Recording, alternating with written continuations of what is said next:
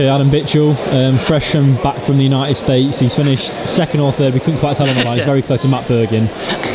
But crucially, he's back and he's putting a great performance. So tell us about it, Adam. Yeah, I'm really happy with that. Like I said, I got a femoral neck stress reaction back in February. So I missed February, April, March. Couldn't run for 12 weeks. And I've been back training about 6 weeks properly. I only got back in the country on Wednesday, so I'm a bit jet lagged as well. So top 3 was the aim today, and then try and hit the standard at Watford in a few weeks, and I've achieved that, so I'm happy. How did you think the race played out? Because it was like a cycling race. It was. There was a breakaway 6, and then you had to be quite patient. Were you concerned that it was a bit too far away? I was a bit concerned, but I think there was only 5 of them away, and there's a big group of us, and I knew sooner or later someone would chase it down. So. There's very strong winds out there, so I knew I didn't want to go to the front too early on, or otherwise I'd get worn out and tired if I was dragging everyone else around with me. So, do you think you gave Adam Clark a bit too much going into the final lap? Yeah, just definitely. a bit too much in there. I could see John McDonnell just beside me, and I thought, he's going to be a good marker to pick out. And Clark, he put his foot down with 600 to go, to be fair, and he opened up a pretty big gap. So I just tried to go for it down the back straight and close him as much as I could, but he was strong, to be fair, and he held on well.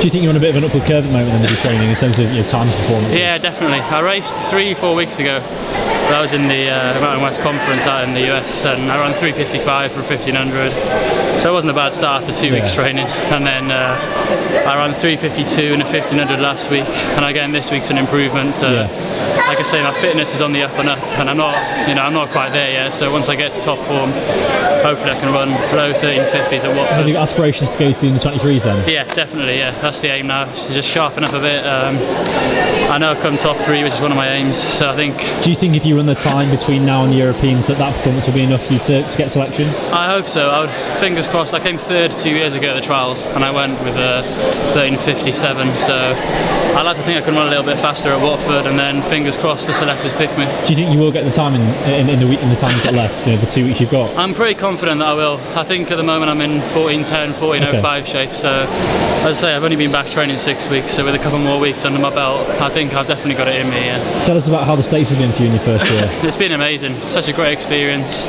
Such a difference to here as well. Like I said, I'm based in Albuquerque, so it's 5,000 foot altitude. There's trails, paths, everything to run on. There's sun out every day, not like here. This was a shock today.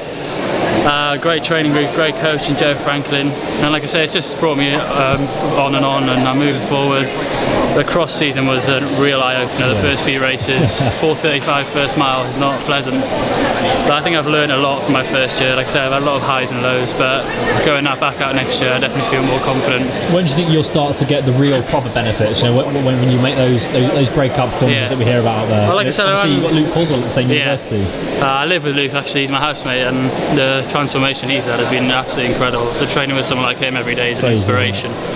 And like I said, I ran a 3:59 mile in January, and I thought, this is the breakthrough, and then unfortunately I got injured.